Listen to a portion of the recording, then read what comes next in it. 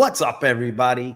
Welcome to Narco Cop MMA, and this is the Lambo Plays podcast, episode 103, UFC Abu Dhabi. I'm your host, Mike, along with my co-host, Timothy Troiano. Timothy, 13 fight card here in Abu Dhabi. I heard it's like 96 with like 90% humidity.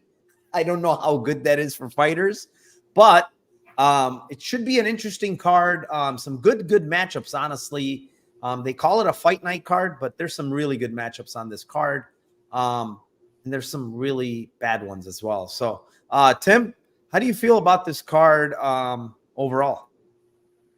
I think it's entertaining. I think you're going to have some, like you said, I think there's going to be some bangers, and then I think there's also going to be some times to make the Wagyu steaks, if you know what I mean. Just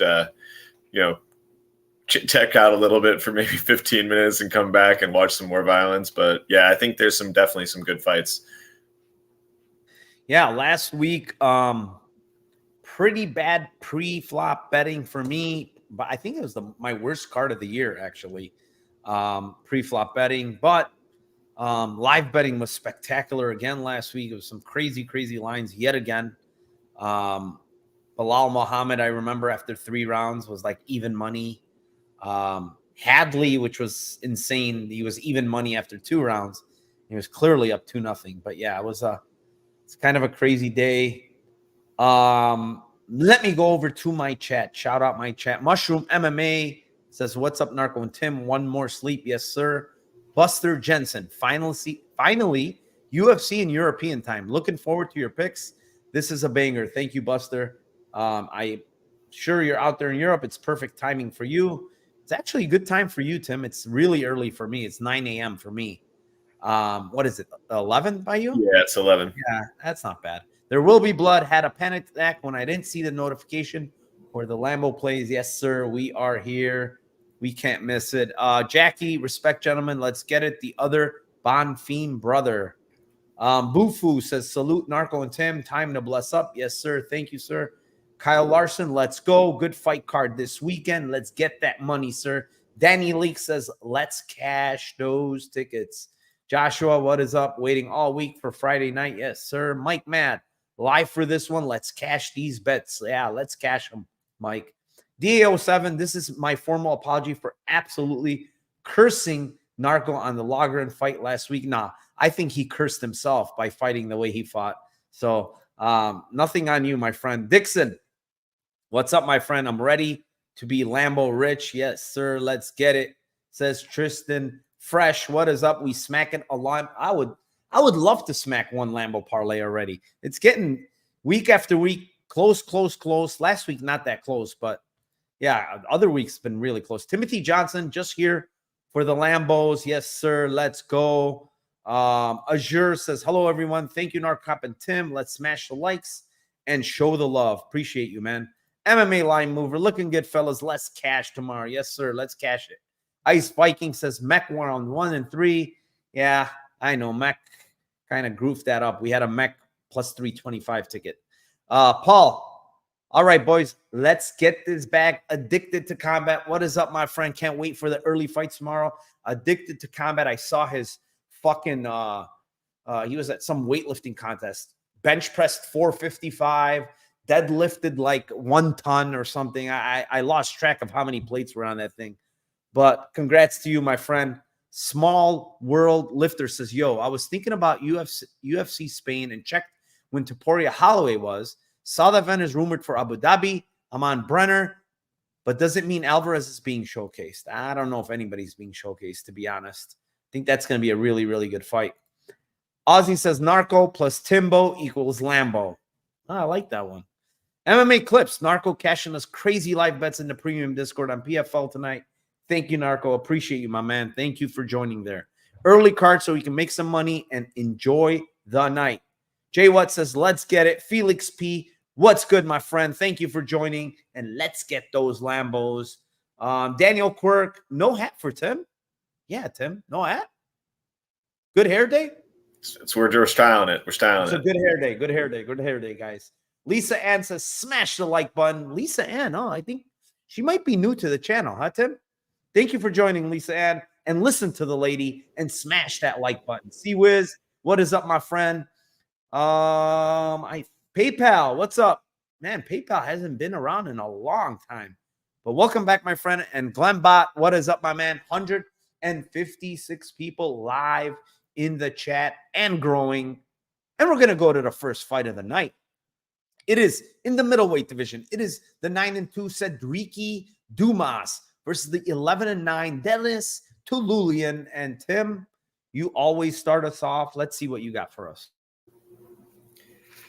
Yeah, this is a really, like, both these fighters I try to fade with whoever they fight usually. So this is a double fade fight. So I got to pick, shit against shit, which one I think smells a little bit less.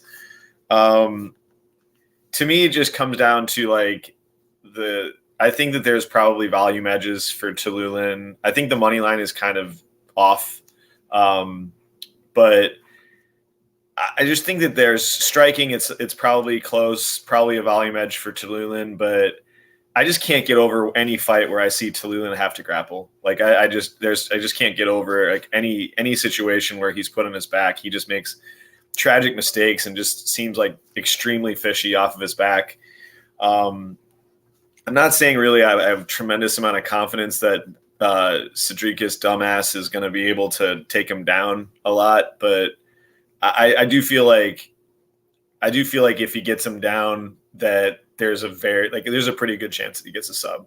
So especially later in the fight too, because I think it's Gaziev that fought against Tulan, and he was able to, like, defend a little bit in the first round, maybe one of them, and kind of keep him off him a little bit, and then got tired, and then he eventually got sub. So I like sub for dumbass at plus 310, and then sub 2-3 is 1,200 and 1,800 or plus 700 if you combine them on FanDuel.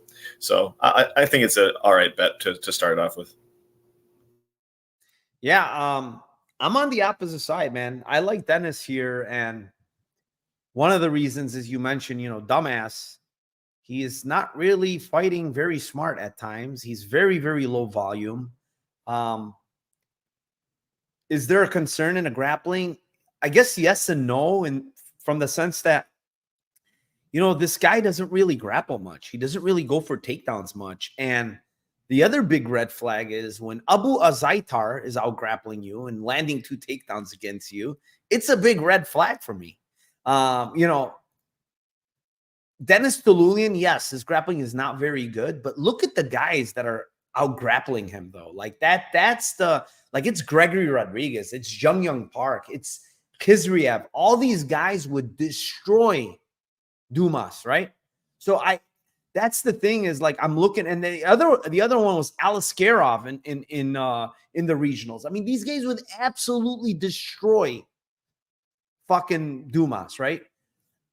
And that's where I'm getting to. Like, okay, the level of fighters that this guy has faced, Tulan, honestly, it hasn't been fair to him.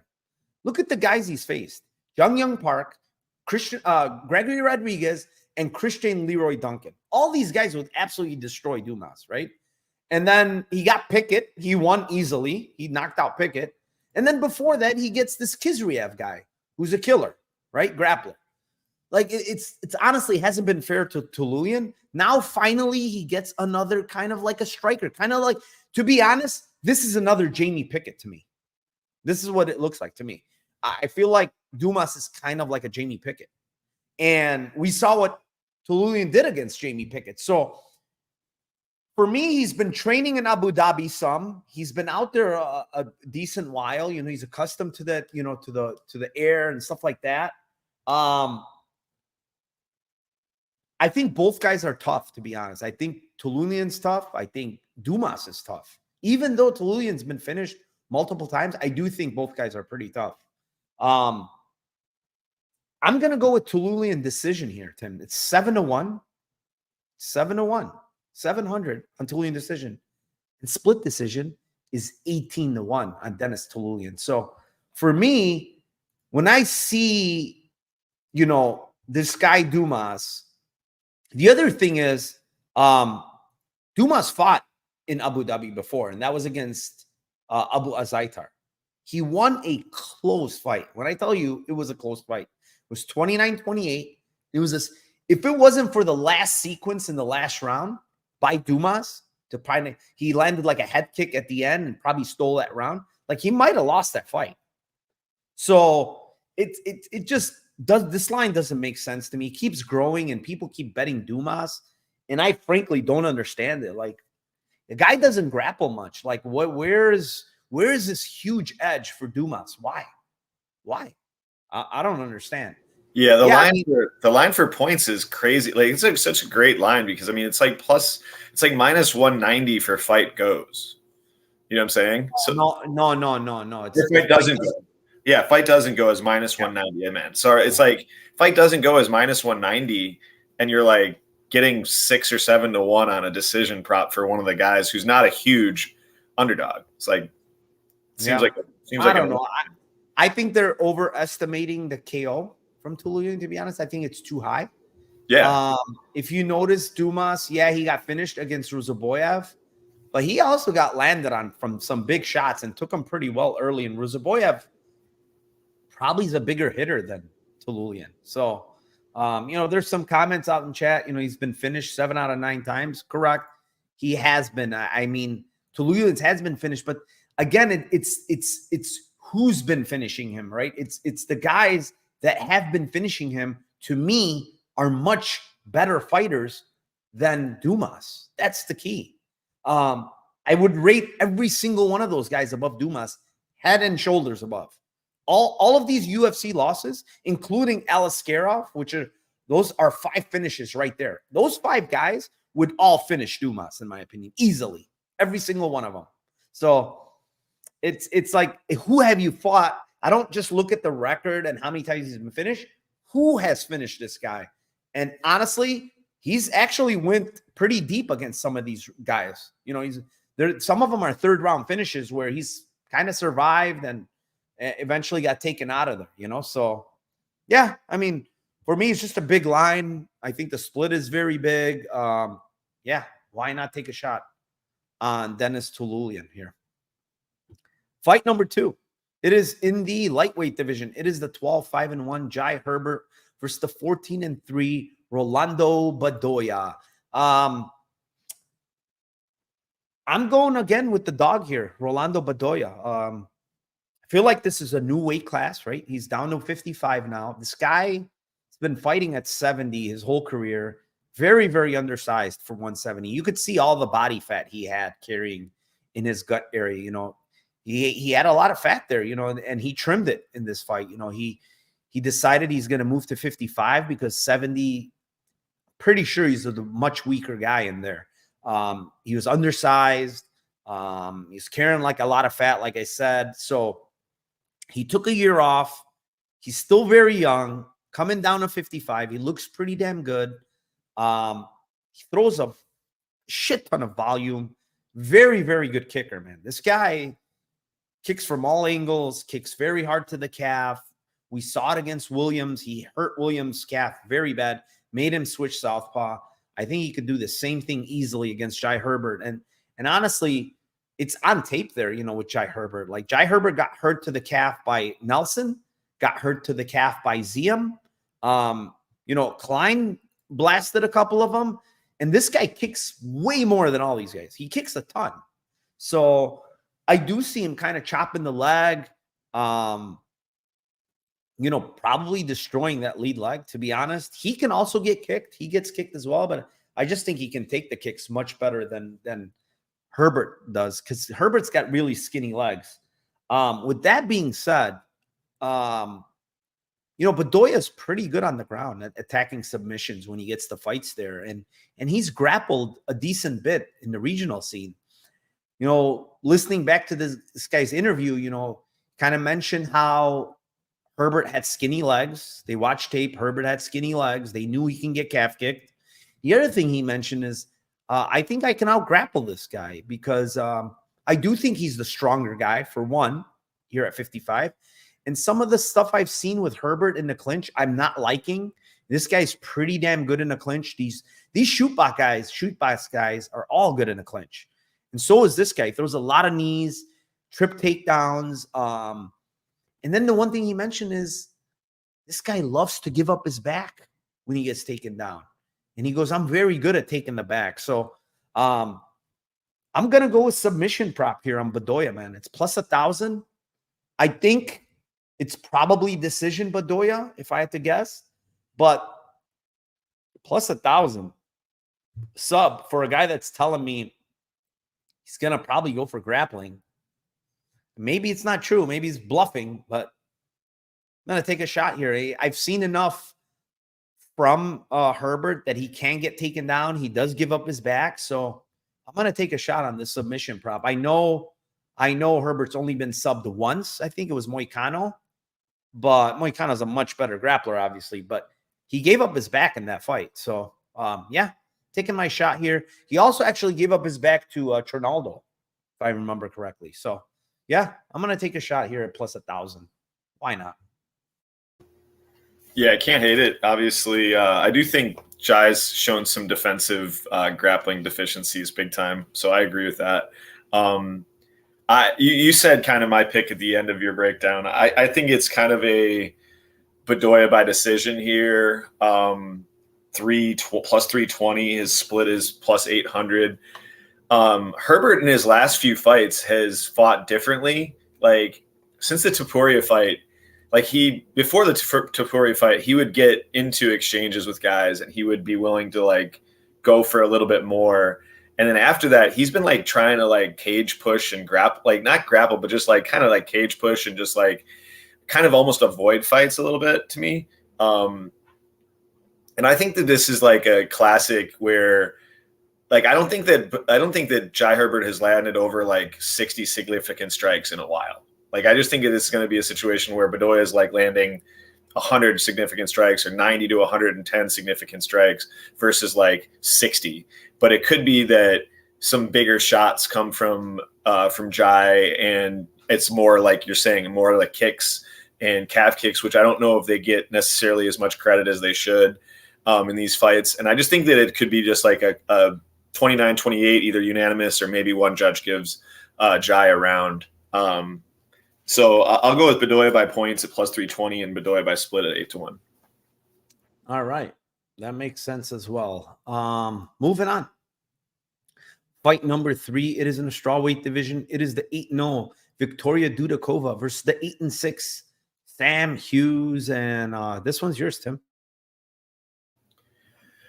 So this fight is interesting too because Dudakova has been fighting with like butt staph infections and shit like that, and I just don't really know what to think of this chick, honestly. I kind of honestly, other than her looks, I don't really rate her very high.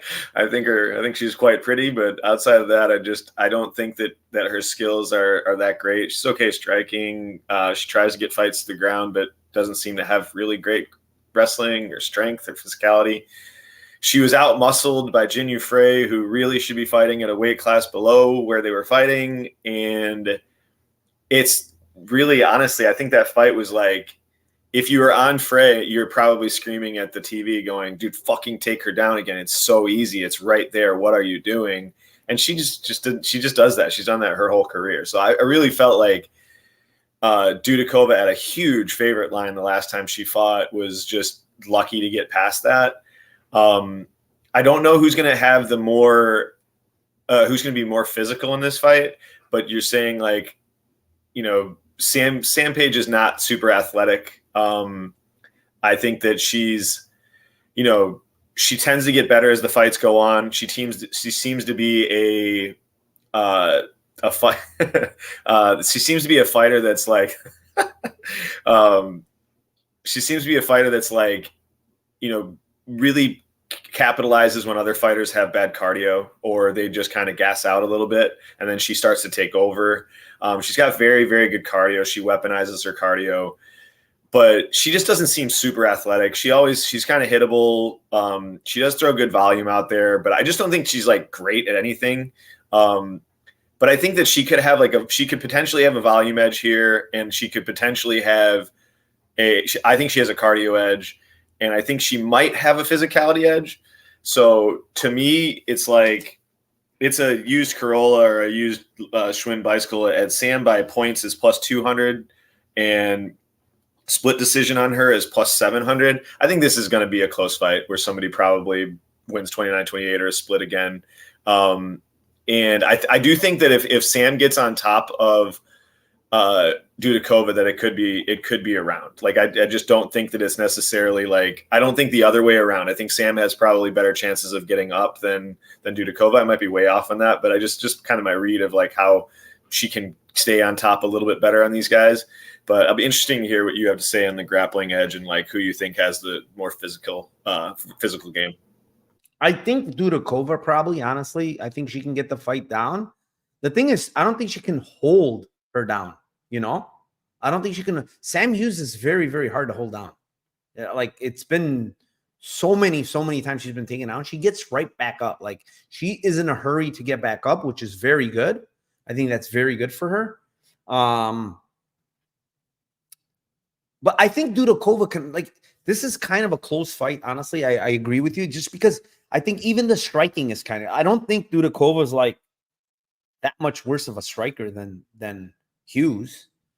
And then the grappling, I kind of lean Dudakova. I think she might be a little bit stronger.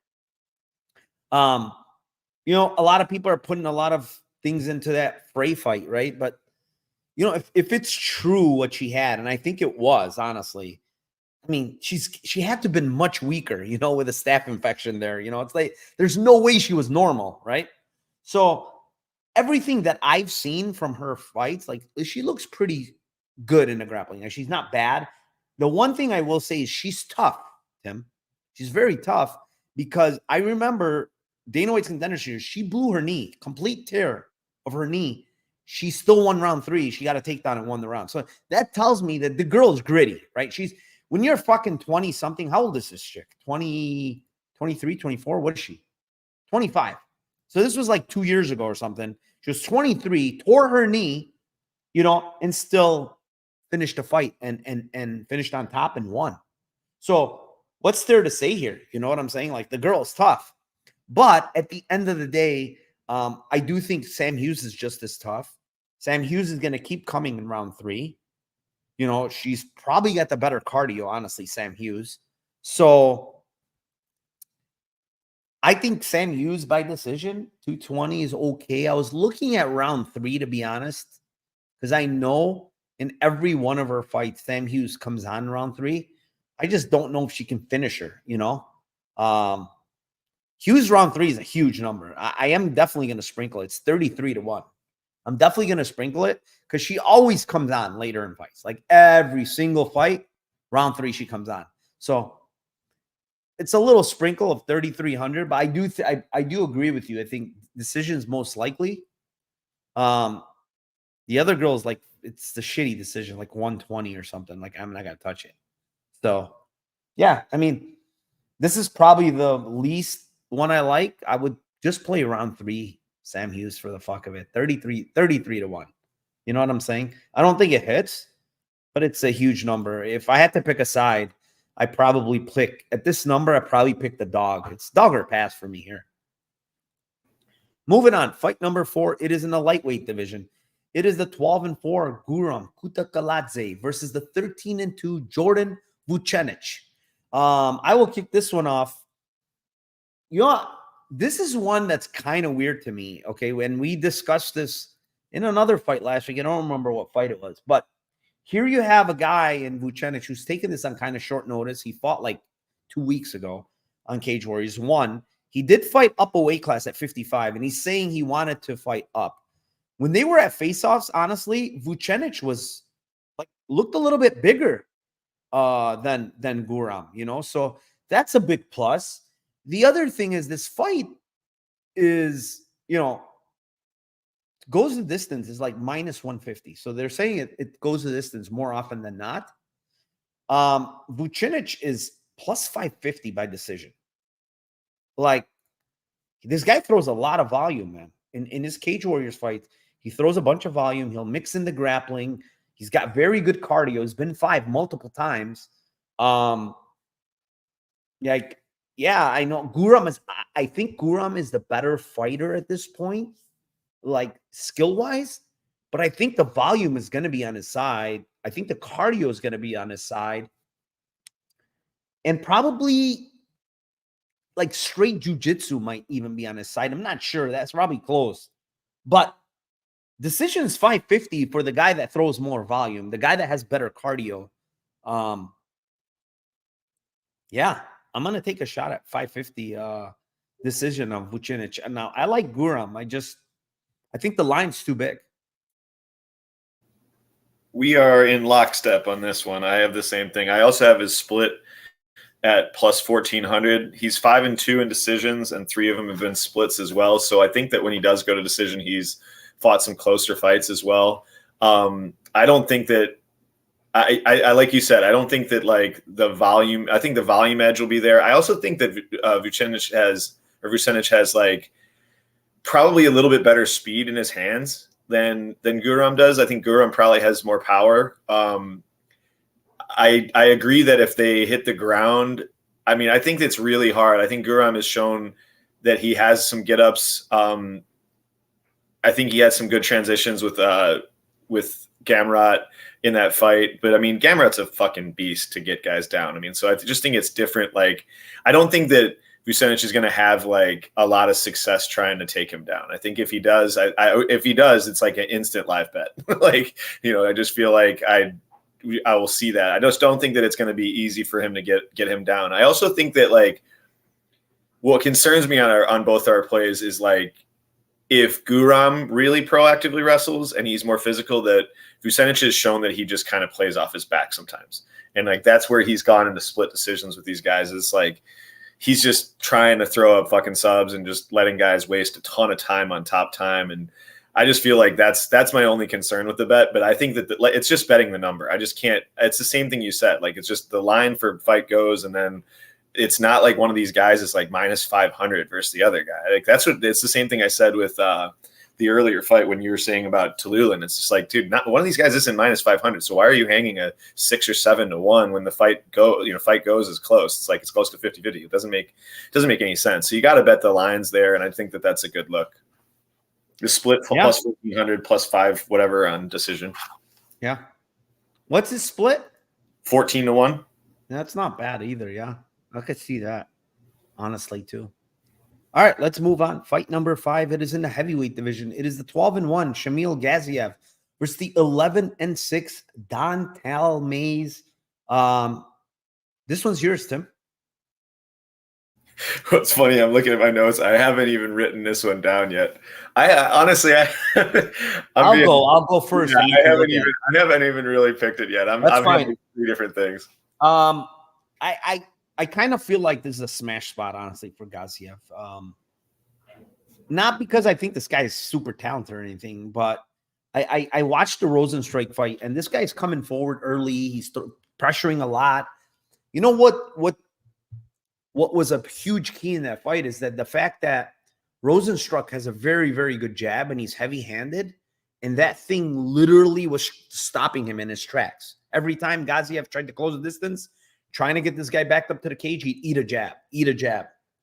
And when you're constantly eating this jab and you got busted up, you're busted up like he was, I mean, it's going to make you stop coming forward. It's going to be hard to get in on a single. It's going to be hard to get. And honestly, Rosenstruck is not an easy guy to get down along the fence. The guy's pretty strong. He has a good whizzer.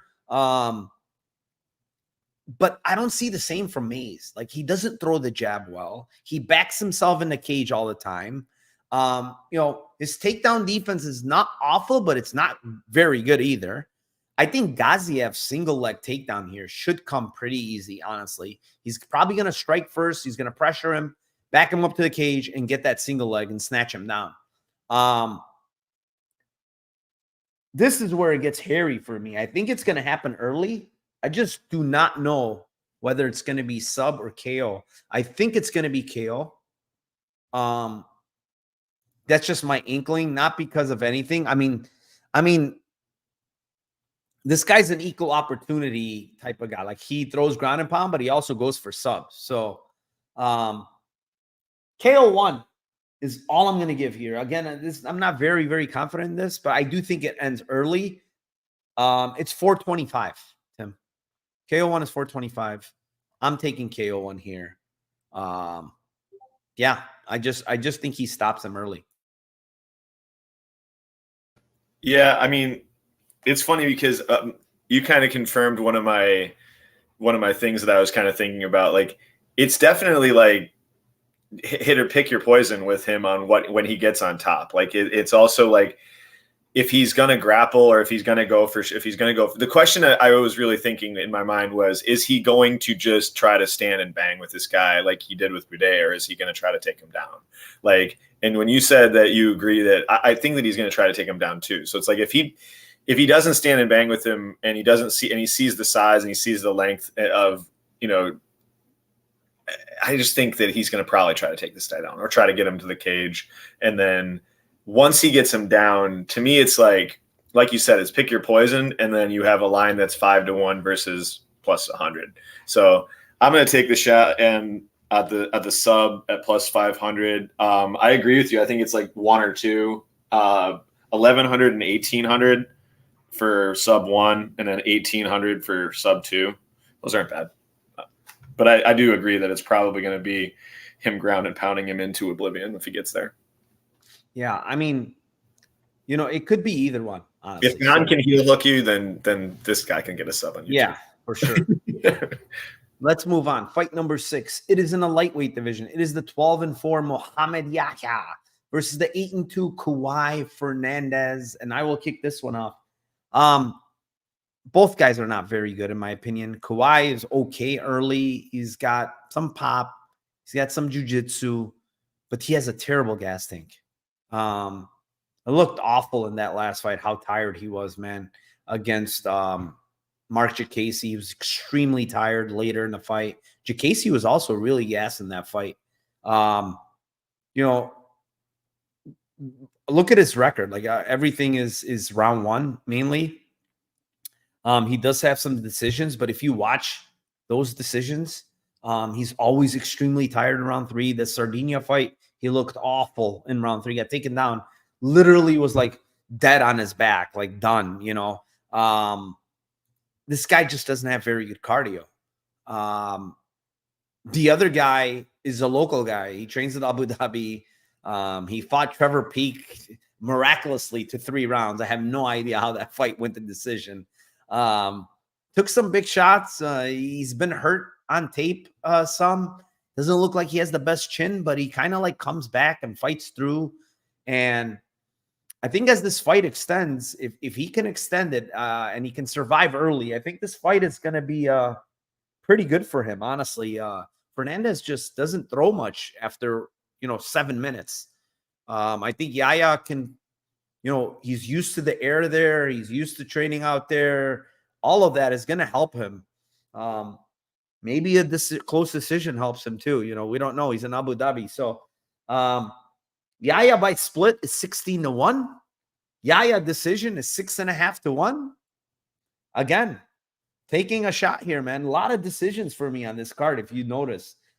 This is another one. I think this is sneaky upside to go to decision. What do you have here, Tim? I agree that with you that both of these fighters are just absolutely not that good. I can't understand why anybody would get to a Kawe minus 400 or how they could make that a logical line. I just think that that's nuts. I think it's more like, I don't know, minus 230, something like that would make more sense to me, or minus 200 would make more sense to me on him, just from like the early success. And then like you said, it's possible that he could gas later on in the fight. What gets me to my pick eventually is I think that there's like a good chance for club and sub. I think there's a good chance for even a potential takedown for Yaya, reversal, and then get choked out. Something just stupid. I just feel like he makes a bunch of mistakes on the ground. He might be able to get on top because I don't think Fernandez's wrestling is that good. So it could be that this bet is kind of dead from inception, that he doesn't even really get him on the ground. But I could see a club and sub, like I said. I could see a reversal if he gets taken down. If he does have success getting Yaya down, I think that the sub will look at plus 310 will look really good. Sub 1 plus 650, that's not really good. Sub 2 is plus 1200. So I'll just go with the basic sub. I think that's a better way to go in this one for him. Yeah, I don't mind it. I don't, because I do think Kawhi might be able to get a sub early. I don't mind that. Just because this guy, Yaya, is like very iffy. I mean, he's been subbed multiple times, right? So yeah, they're both really not good. I mean, that's the thing. Like, they're both really not good. So I don't understand. Like, I understand one thing. Honestly, it ran through my mind. I'm like, okay, Kawhi Fernandez is going all the way to Abu Dhabi. He's not very good.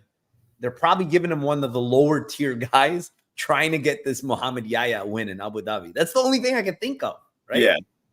I mean, like last time they gave him Trevor Peak, who's honestly a low-level fighter too. Like, yeah, the guy has power, but that's about it. Like, he's a low-level fighter. Peak fight was just the same thing. It's like, how does that fight go decision? Well, the fight goes decision because Peak just grapple fucks him. Like, you know what I'm saying? Like, he didn't, and that's how many times have we seen, like, we've never seen Peak do that. And then I don't think he's like a good grappler. So like, you look at a guy like that, you're like, not really a good wrestler, not really a great grappler. And he was able to just completely like maul him on the ground and get him down whenever he wanted. Yeah. All right, let's move on. Fight number 7. It is in the light heavyweight division. It is the 15-4-1 Alonzo Menifield versus the 13-0 Azamat Mirzakhanov. And this one's yours, Tim. I'm interested to hear what you have to say on this one, man. I've been going back and forth on this one all week long. I think Azamat has had some fights where he's, he can be dangerous. Yes. I think that he's not, I mean, if you look at these two guys and you're like, how is this guy going to beat this other guy? Like, just you're looking at their body types and you're like, wow, one of these guys is a favorite compared to the other. Like, how is he going to be more athletic? And then if you see them striking, I just think that there's a really big speed advantage actually for Azamat in this fight. Like, I think that he's got way quicker hands. His speed and his boxing is just better. I mean, like, it just is. And then you got Menifield, who's just typically just been just absolute like Dr. Jekyll or Mr. Hyde fighter. Like, you just don't know what the fuck you're going to get with this guy. Is he going to come out? Is he going to not throw a punch like he did with, I can't remember the guy who was fighting. Who was the guy that he was fighting in that one? The worst fight ever. You know which one I'm talking about? Menifield versus William Knight.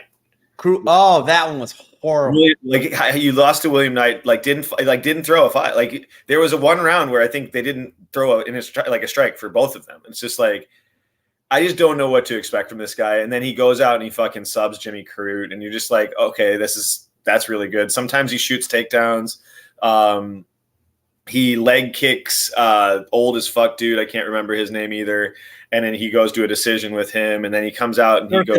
Turkinov? No, he didn't go to decision. No, it was which old? Oh, Ed Herman. Ed Herman.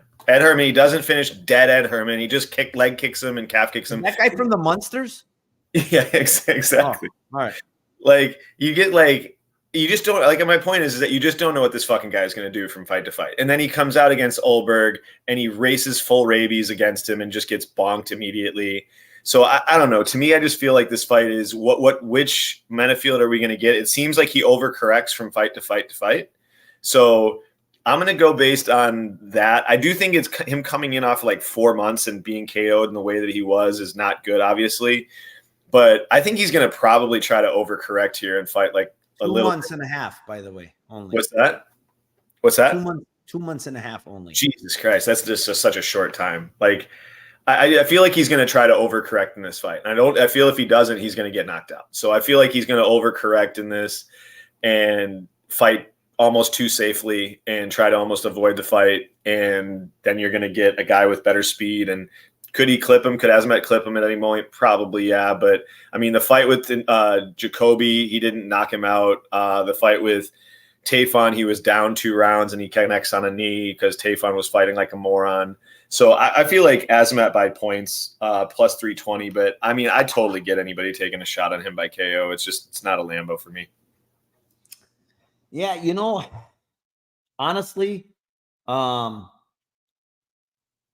I'm a little bearish on this Azamat guy. I think he has good hands, very good hand speed, man. Very, very good hand speed for like he looks. I don't know. When you look at him, he's looks like just a pudgy, short, pudgy guy. But his hands are very, very fast, and his striking is really good. Like his hands are extremely, extremely good. But he got a bad gas tank, man. There's no way it's around that. Like you watched his fucking fight, his last fight, right? Against Jacoby, who honestly now this loss looks even worse, right? Against Jacoby. I mean, the win against Jacoby, how he won, right? It looks even worse. He's doing really well early against Jacoby, right? Just piecing him up on the feet. I believe he dropped him once or twice, right? So he's looking really good in the fight. And then comes round 3, and the guy is death gas, bro. And like Jacoby's putting it on him, right? Jacoby's putting it on him, and I'm like, oh shit. I remember I had a bet on Mirzakhanov there. I'm like, oh fuck, this bet does not look good. Then all of a sudden, Jacoby decides to start grappling after he got this guy hurt and tired. I'm like, what the hell is this guy doing? So he lets him off the hook, obviously. But he wins 2-1. But it's an awful look to me. And then the guy takes off a year and a half, bro. Like this guy is fighting like once a year. You know what I'm saying, Tim? He has fought, his last fight was April 15th of last year, right? And then he had a fight, he withdrew against Ozdemir. Then against Roundtree, he had some kind of fucking sickness, okay? And he withdrew again. So now it's a year and a half. The guy's 36 years old. Like, where is this guy going in his career? It just seems like nowhere, to be honest. I think Menifield has some takedown upside, honestly. I think he can take this guy down. This guy's a OV, but don't get fooled here. He's not a good grappler. The OV is not a good grappler here because Jacoby took this guy down. So this guy is definitely not a good grappler. The thing is, I think Menifield KO is too big. You know, Menifield hits like a damn truck, dude. Like everybody knows that. A guy hits very freaking hard. And you're giving me 5-1 on Menifield KO. This line, when you look at it, he's a plus 180 dog, right? 5-1 on a guy that can absolutely put anybody's lights out. He hits so damn hard. He can put anybody's lights out, right? He's got a shit ton of knockouts, right? Out of his wins. 9 out of his 15 wins are KOs. You know, when guys are not grappling him and stuff like that, usually he's either knocking them out or hurting them, or he's getting knocked, he's getting knocked out.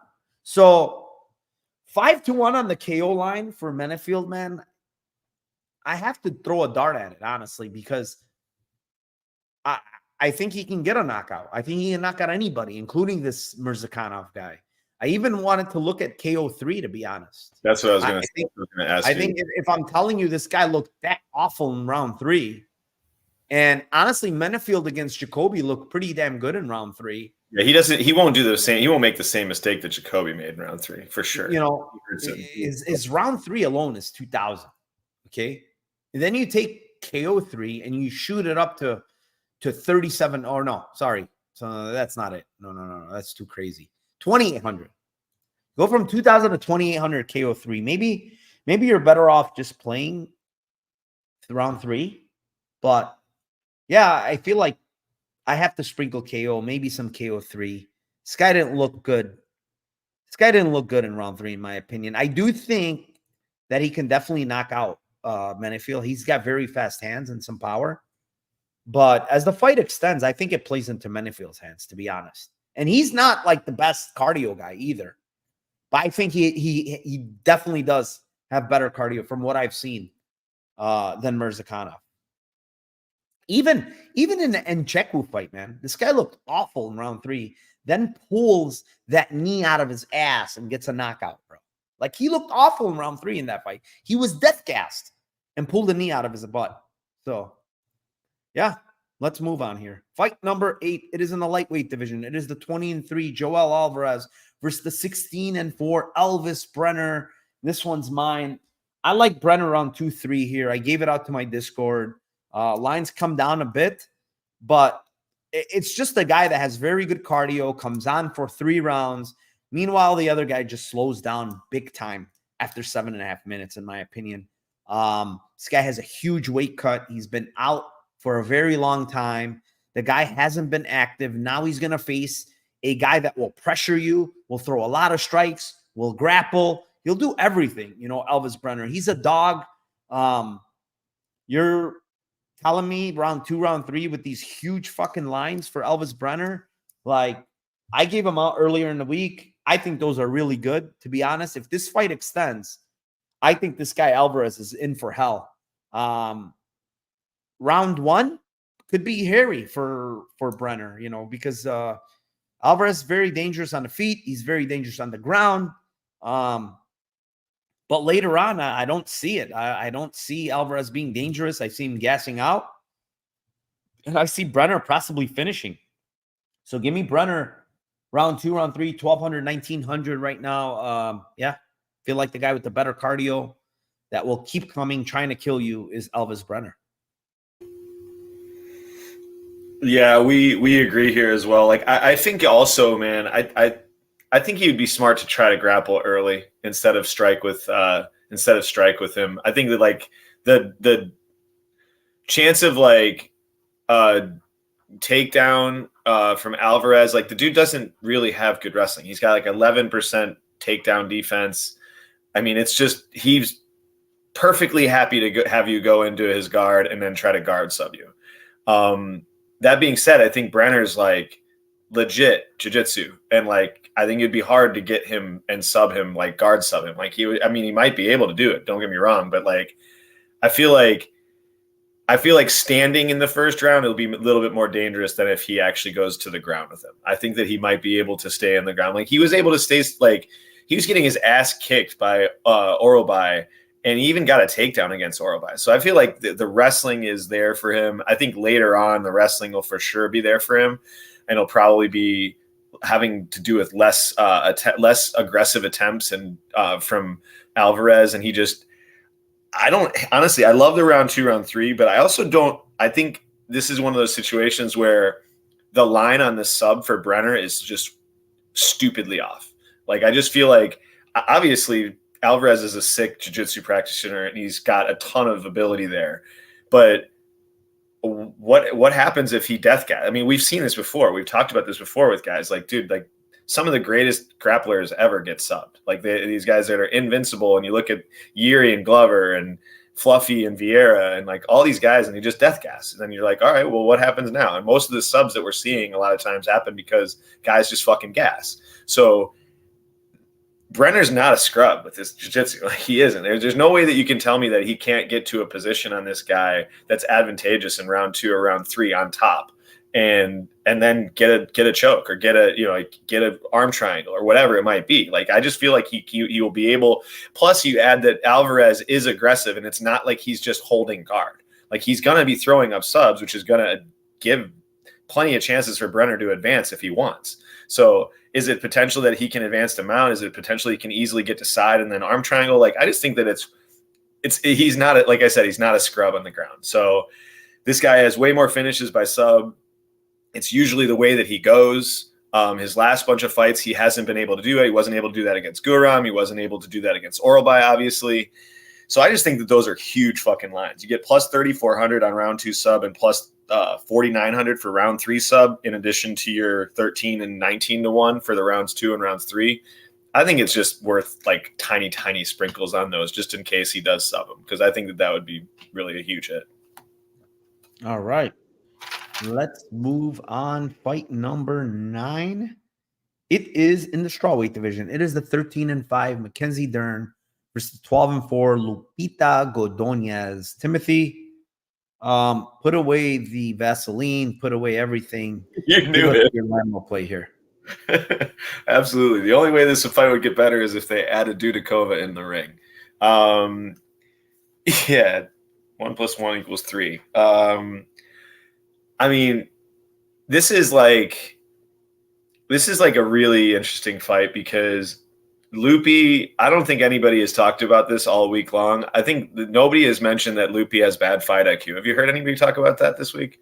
Yeah, nobody says anything about her fight IQ. Obviously, I'm being sarcastic.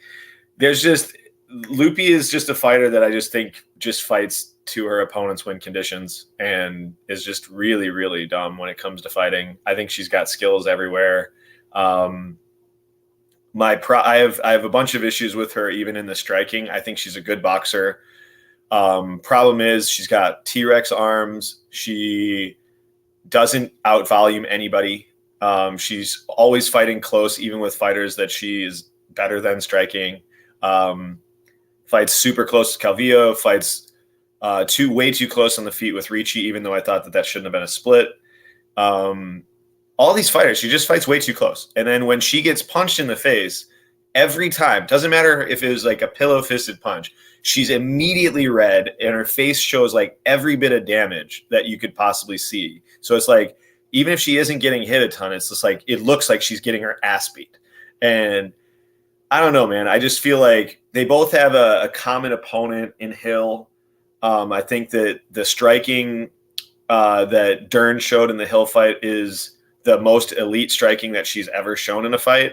I don't really even know if it was the fact that Hill was so concerned about takedowns that it just set her up for being able to just consistently rock her. But she, over and over and over, Dern was just rocking her on the feet. I mean, I thought she should have been able to finish that fight, honestly.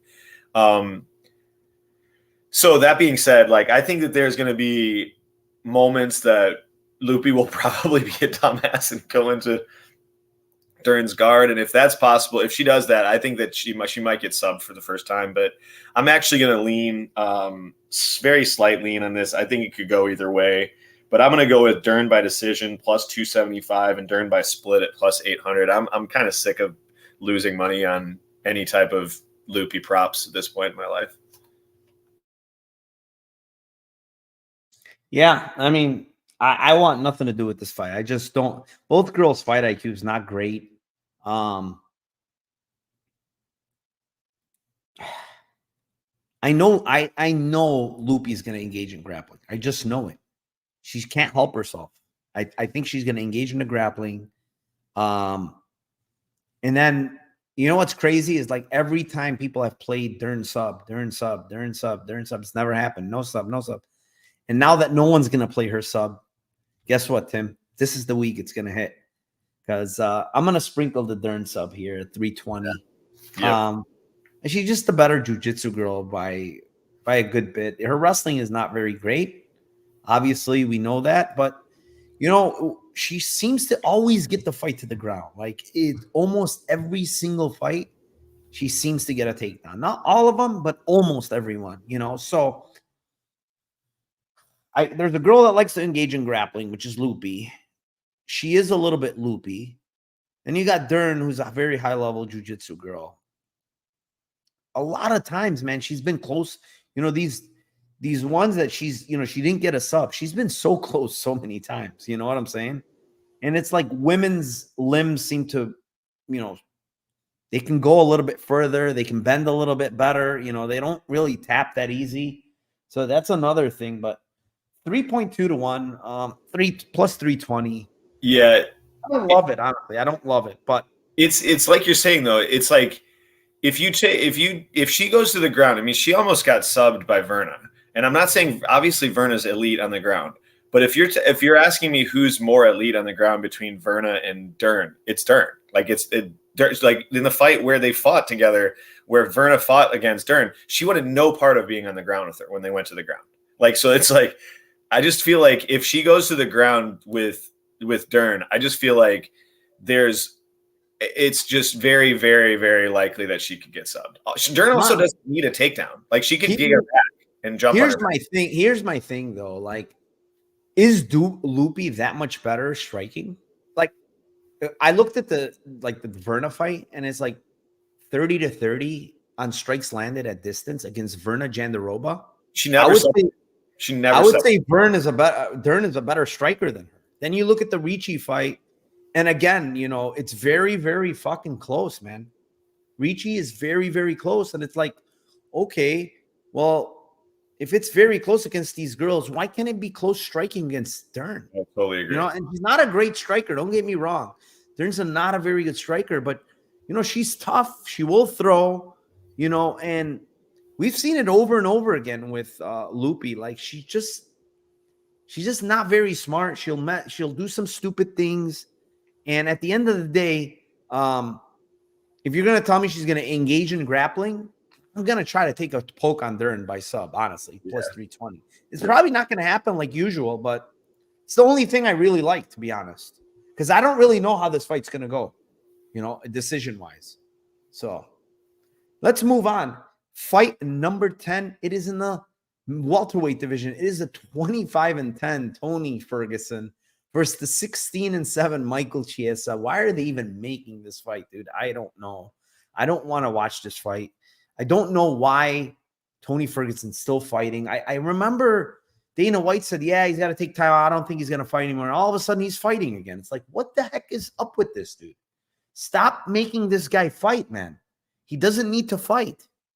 So,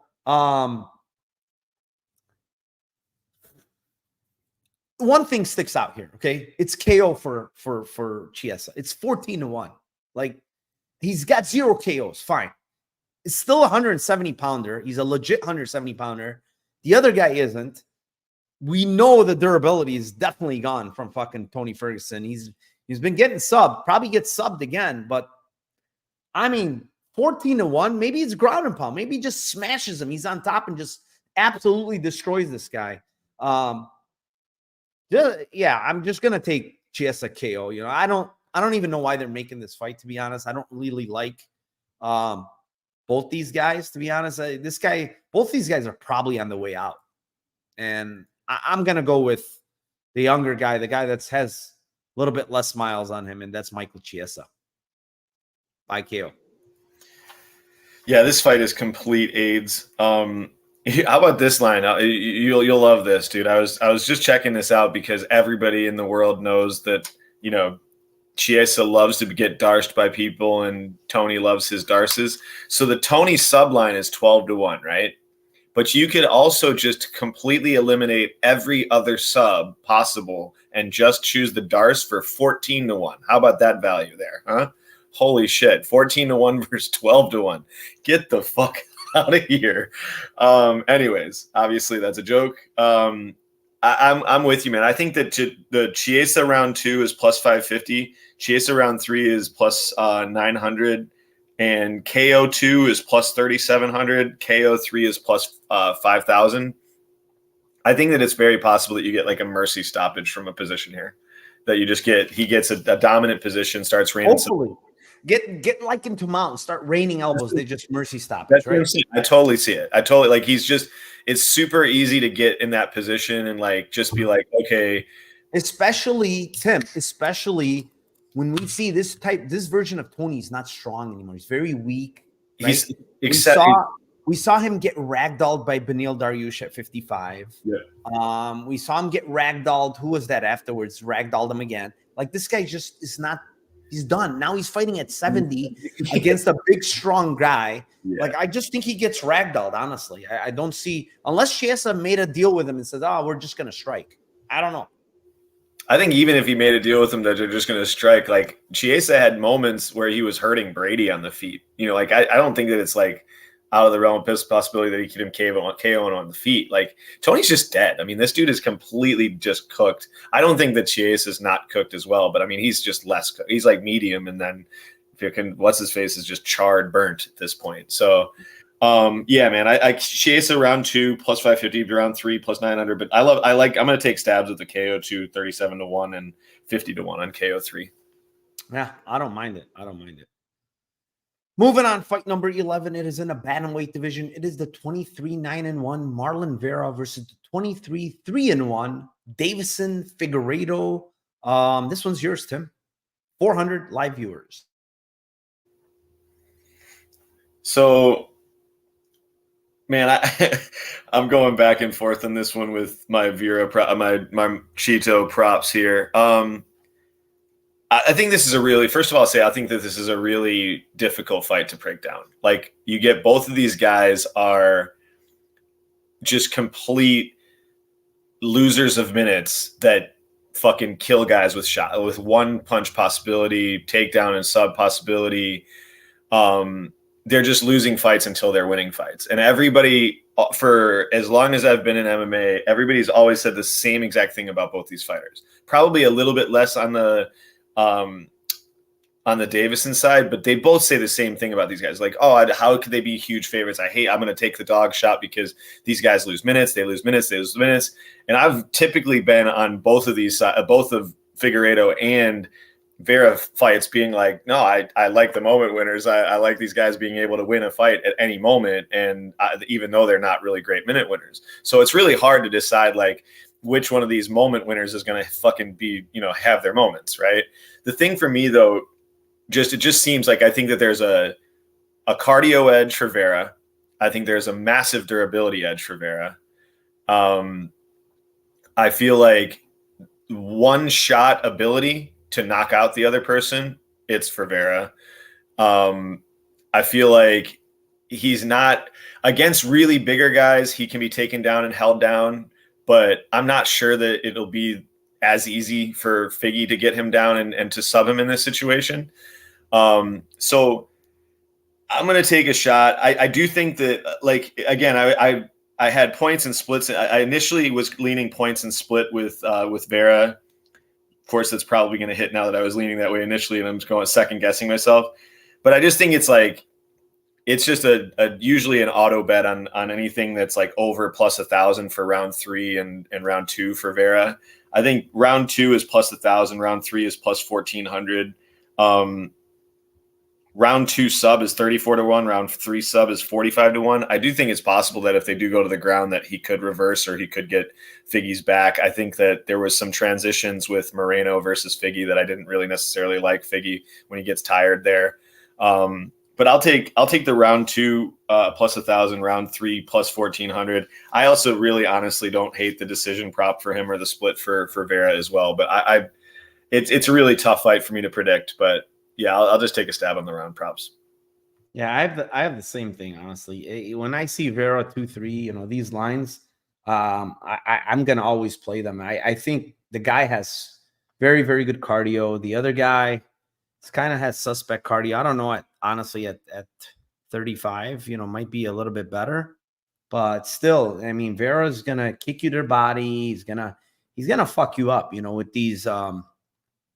with these things that he does. And I think those kind of things zap you, the teeps, the all these things will zap you, And so with that being said, I do see Figgy maybe getting some single leg takedowns. I think that's a pretty big weakness for Vera. The single leg takedown defense is pretty bad, I think. So he can have success there. But what happens when Vera decides to stand up? What happens when Vera, hurts you on the feet? Because he could definitely hurt him with shots and kicks and all that stuff. So for me, I'm going to go with 2-3 as well. It's 1,000 and 1,400. Maybe he doesn't get it. Maybe he does. The thing is, I don't think Figgy looked that good against Cody. Cody was lighting him up in round 1. And then got finished. It was like a weird back take, and then he finished him eventually. But I don't think so bad. I'm sorry. I'm sorry to interrupt. The sub defense from Cody there was so fucking bad. Yeah, I don't understand how, because Cody's pretty good, but he was fighting the wrong hand. It was like, what are you doing? Yeah, I just think Vera, is always kind of dangerous later in fights, and I'm still kind of very iffy with the cardio from Figueiredo. I'm not sure what it's going to look like if this fight extends. And this is going to be the guy that, he teeps you to the body. He knees you in the clinch. He does all that attritional stuff to slow you down. That's why he does so well later in fights, right? He slows down people and then he comes on. He also loves to give up round 1s at a decent high clip too. So I think if you like Vera, live spot is much better than than early lines, just because I think even the grappling success early for Figueiredo might be there, but I don't think as the fight goes on, he's going to just be ragdolling Vera. I don't see it because I don't think Figueiredo is just that type of guy that just ragdolls people, So, yeah, I think round 2, round 3 here. Not. I do think this fight goes the distance, but it's worth a shot. Moving on, fight number 12. It is in the middleweight division. It is the 13-0 Shara Magomedov versus the 19-8 Michal Olashechek. And I will kick this one off here. We've seen a clear weakness with Olashechek to the body. I mean, it's clearly evident in multiple fights. He gets hurt to the body a lot. This is probably not, I wouldn't even say probably. This is the best kicker he's ever faced. This guy kicks very hard. The other thing that I really like with Magomedov in this matchup in general is the fact that this guy is extremely tough, man. He took some very, very big punches against Bruno Silva, and he ate him really well. Didn't even get hurt. Didn't get anything. Say what you want about that guy. Yeah, maybe he's a meme. Maybe he's, bad at certain things, but he's extremely durable, in my opinion. And he has a nasty kicking game, man. It's just very nasty. Kicks are coming from all over the place. They're very hard. He's chopping your legs. He's attacking your body. He's giving you a question mark kick, a kick up the middle. Like, they're coming from all over, And to be honest, like, his cardio is not bad either, man. His cardio looks, for a guy that kicks that fucking much, his cardio is pretty damn good. I think this is a quick finish, to be honest. Like, maybe a shot to the body, a kick to the body. I'm going to take KO 1 and 2 here. They're very, very small. I don't love them. 255 and 550 for Magomed. But I think he finishes, to be honest. I really believe he finishes here early. I don't know. Michal's on the way out, in my opinion, and they're feeding him. They're feeding him to the wolves. They know he's very weak to the body. They're feeding him a great kicker. Like, everything tells me that the UFC is just trying to get Magomed a win. Yeah, I mean, I can't hate that. Obviously, I think that that's probably what happens too.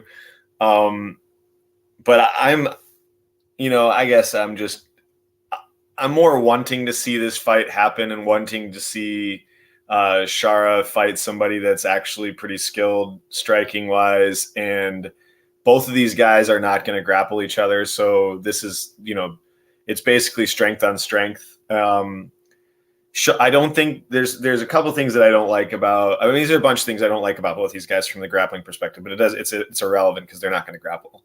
But I think that, like, you already hit the nail on the head on the weakness on the striking for Michal, that the body shots, and I totally agree with that. Michal also isn't like huge leg kicker. He's not really using his kicks as much as he's pressuring with his boxing in his hands. Another guy that's obviously, I agree that Shara's durable. Another guy that's incredibly durable is Kevin Holland, and he knocked him down hardcore in the last fight. So I do feel like there is some serious power with Michal and some ability if he does get in a position. Also, I just think that it's just a fight where it's just like pressuring a kicker. Like, it's kind of like Arnold Allen versus Giga. Like, if you can get in a range as the pressure fighter and boxer, you can have shots and you'll have your chances. I don't think that Shara's boxing is great. I think that if he does get him out, he'll probably get him out with a kick, like you're saying. But I feel like Michal by KO in round 1 plus 1,000, KO 2 plus 1,600. I think those are pretty solid. His KO alone is plus 460. That's not terrible. Striking defense for Shara is fucking 35%. So he tends to get hit. Yeah, definitely gets hit. I agree with you there. Yeah. Let's move on here. 425 live viewers, guys. Before we move on to the main event, please hit the like button down below. Subscribe to the channel if you haven't. We really appreciate each and every one of you. Yeah. I mean, with that being said, Tim, let's move on to the main event of the night, and it is in the bantamweight division. It is the 17-4 Corey Sandhagen versus the 17-0 Umar Nurmagomedov. and kick us off here. Boy, I'm excited about this fight, man. I think that this is a great matchup. Get to see Umar finally get tested by somebody. He has not been tested yet in the UFC. Obviously, he got hurt in his last fight. It was a really good shot that he was able to take. Super fight IQ from him. Interesting I'm very interested to see how Umar takes, what approach he takes in this fight. Like, you have to watch out for like some surprise tactics against takedowns with Corey. He's need multiple guys. Like, he went for the knee against TJ. He obviously knocked the fuck out of Frankie Edgar with one. Like, he uses that as a defense against these guys, and he'll show, and like, he'll feint it if you're going to just shoot like a quick takedown against him. So I think I don't think that that's out of the realm of possibility that he could actually land one of those in this fight if he catches him at the right time. But I also, there's just a couple of instances. I mean, the TJ fight as well. Obviously, the Aljo fight, it's an instant back take, and it's an insta sub. And I feel like the wrestling for Umar is significant. It's much better than Aljo's. And then TJ, the same thing, like, instantly got his back. Like, I mean, I just feel like he tries to get up, and the only way that I don't think that his sub doesn't have value is if Corey tries to play just guard and holds and doesn't, and is super on the opposite of what he normally does and trying to get up and giving up his back, which is possible, of course. But like, I feel like Umar by sub at plus 300, Umar by sub in round 2 plus 1400, Umar by sub in round 3 at plus 1900. I think it's probably around these 5-round fights. You usually see these guys kind of like check each other out a little bit, and then he might even have grappling success early. But I don't know. I just think that it's a sub for Umar. The way that I see this going to decision for him is, again, if Corey is playing really safe from bottom, and I don't know. He historically doesn't really do that. So I'll take a shot on Umar by sub plus 300, sub 2, sub 3, 14 and 19 to 1. Yeah. I could see it for sure. Umar's big step up here, like you mentioned, against Corey Sandhagen. I'm a believer in Umar. I think he's really good. He did have, I don't even want to say a tough time last fight, but it was a little competitive, right? It's the most competition he's probably had for a while. Here against that Basket guy on pretty short notice. Now he's fighting the best fighter he's faced forever, right? Corey can go 5 rounds, man. He's got good cardio. He trains at elevation. I don't think that's going to be an issue here. If anybody, it might be an issue for Umar, I think, more than Corey, because Corey's just done it a handful of times, right? 5 rounds against Rob Font, 5 rounds against freaking Vera, 4.5, almost 5 rounds against Song, 5 rounds against fucking Jan. I mean, this guy's been 5 rounds every single one of his last 7 fights, right? The guy's just used to going 5 rounds. Meanwhile, the other guy really isn't. I just feel like, they have this fight line that, GTD. And, if Corey can defend some of these takedowns or get up and, on the feet, he's going to make it interesting. That's the other thing, honestly, with this fight. He's got the length. He's got the kicking game as well. He can make it very interesting on the feet.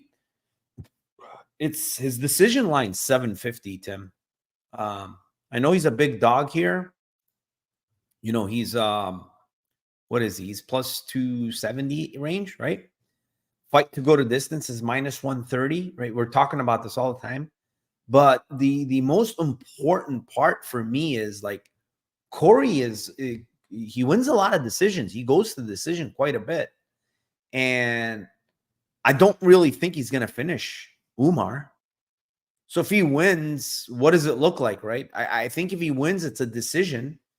It's 7.5 to 1. I mean, plus 750 Corey decision. I think that's 80% of his win equity. Like that's where he wins, maybe more. Split is 22-1. Yeah, I mean, why can't I play that? 750 on a guy that's plus 270 on a fight that goes the distance more often than not is what the books are telling us. Yeah, can he get grapple fucked for 3 or 4 or 5, even 5 rounds? Yeah, it's possible. Is it likely that that's going to happen? I don't think so. And then like when we kind of like look at this fight, right, and we say, well, who has Corey really faced that, can grapple fuck him, right? And you look at a guy like maybe TJ Dillashaw, right? He's a wrestler. He can wrestle. He can grapple. But he couldn't grapple fuck him. Then you get, a guy like Peter Yan. He's got some wrestling. He couldn't grapple fuck him. The only guy that kind of got him down a lot was that Asensao fight, but he didn't control shit. Yeah, he got him down. He never controlled him, right? So this guy is not. He's got the long limbs. He's got a good get-up game. He's got good cardio. I don't think it's going to be easy to control this guy unless he gets back takes every single time, right? And I don't think that's going to happen, honestly. I don't think Corey's just going to say, oh, fuck it. Let me just give up my back every single time and get the body triangle in against me, So, yeah, on the feet, listen, Umar's a great striker. Let's not take that away from him. Like, he's a phenomenal striker, might be the better striker of the two even, right? But it's definitely competitive on the feet, right? When we look at the striking, it's going to be competitive. So 7.5-1 on decision on Corey is just, I have to play it, man. I think Umar wins. Don't get me wrong. For sure. We're looking at numbers. We're looking at Lambo plays.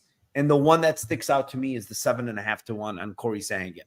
I was thinking before I actually looked at the decision lines and the split decision lines for Corey that I was thinking, like, even though he's like what, plus 280, plus 2, what is he? Yeah, plus 270. 270. Plus 270. I was thinking it's going to be like plus 500 for 500 at the most. 500. It's going to be 500. I was thinking like 12. I line it. If I'm the bookmaker and they tell me line this fight, it's plus 500 by decision. It's no more than 500. That's what I was thinking. And I was thinking like plus like 12 or maximum 14-1 by split. Because I think it's the same thing. It's like, dude, is this going to be a unanimous decision in Abu Dhabi for Corey Sandhagen? Like, I mean, one judge is going to be on peyote and just blindly writing down 49-46 for Umar. Like, I just can clearly see it no matter what happens, So I just feel like it's like, this is like when you see like a Joanne Wood split decision prop at 16-1. It's just like, dude, you got to fucking bet that. I don't care if it hits or not. No way. I would not. Are you kidding me? Bet unanimous for extra value. That would be nuts. No, split 20-1. Anything I'd bet decision with split, like not unanimous, because I don't think like Corey can dominate this guy. Like, even that's what I just said. Even in the striking, I might even favor Umar in the striking. So how do I get to a unanimous for him, though? I don't really. You're talking like set plus 750 versus plus 1,000. Yeah, no freaking way. Or plus. Are you out of your mind, Dixon? Come on. Plus 7, 22-1. Yeah, there's no question about that. Yeah, give me 22-1, not freaking 10-1 on unanimous. Yeah, I don't see it. If he wins, it's gonna be close. It's gonna be a close decision. And he might not even get it, to be honest. Like, these sheiks out there might love Umar. I don't know. Let's have you do the Lambo parlay first, dude. We're gonna switch up the mojo, and we're gonna hit one this week because we're switching up the mojo. All right, I got two. First one, it's gonna be not so big. It's gonna be okay. It's Tulan decision, Shara KO, which is a small line, and Vucinic decision at 75-1. So it's not bad, not the best. The second one is where you can really hit a big one. It's going to be brener 2-3 with Gaziev 1-2. So basically, you go to FanDuel, you play KO 2-3 on brener, you play KO 1-2 on Gaziev, and then you play KO 2-3 on brener, and then sub 1-2 on Gaziev. and then you switch it around and play, sub 2-3 brener, KO 1-2, so on and so forth. There's 4 different plays basically. It's basically brener 2-3, Gaziev 1-2. You're getting like 180-1 down to like maybe 70-1 or some 60-1. But yeah, I mean, it's just something that it could possibly hit. I think the Gaziev one is most likely going to hit. It's the brener one that maybe doesn't, but I still have a good feeling about brener, honestly, tomorrow. So yeah, those are the 2 I like. What do you have this week? I have 2 as well. I mixed up Umar with points and sub on them, so I got 2 that are involving him. And then if you wanted to add 1 at the end, hold on a second. I don't even know what's your first one. So I'm just saying I'm using Umar. Umar in both of them. So I have Bedoya by points, Kawe by sub, and the first one is Umar by points. Who by sub? Kawe, Fernandez. Oh, Kawhi. Okay. And that's 35-1. And then if you switch Umar from points to sub, it's 66-1. Wait, hold on a second. So that one has Umar decision as well, or what's the first one? Yeah, no, the first one has Umar decision with sub Kawe. Oh, Umar decision, Bedoya decision, Fernandez sub? Yeah. And then if you do Bedoya points, Kawe sub, and Umar sub, it's 66-1. Okay. And then if you wanted to add anything else to those, like if you added Azamat's points to the first one, it's 151. If you add Azamat's points to the second one, it's 268-1. All right. Yeah, that does it. 13 fights, Lambo parlays, 437 people in here. Thank you very, very much. This was, I did it really late. I was so damn busy today. I totally forgot to do the StreamYard, for the show. And I'm like, oh shit, I got like an hour and 20 minutes. I forgot. Then I had people messaging, hey, where's the Lambo Plays? I don't see a link. I'm like, sorry guys. I just been busy today all day. So yeah, thank you very, very much to each and every one of you. Appreciate you guys. Hit the like down below. Subscribe to the channel. Subscribe to my Discord. It's down below as well. Yeah, I mean, that's it. Live spaces tomorrow on my Discord. Tim will be there. I think Sean will be there. John will be there. Everybody's going to be there. We've been crushing it every week. We did well today on PFL as well. So, yeah, Tim, I'll see you tomorrow. You got anything going on? No, sir. No, sir. Nothing going on for Tim. Nothing going on for me except tomorrow. It's an early card, so 9 o'clock for me. I got to get up early. Hopefully we can crush it. Hopefully everybody in this chat crushes it. Hopefully we hit a Lambo parlay today, whether it's mine or Tim's or both of ours for that matter. But yeah, thank you very, very much again. And let's cash those tickets for UFC Abu Dhabi. See you guys tomorrow.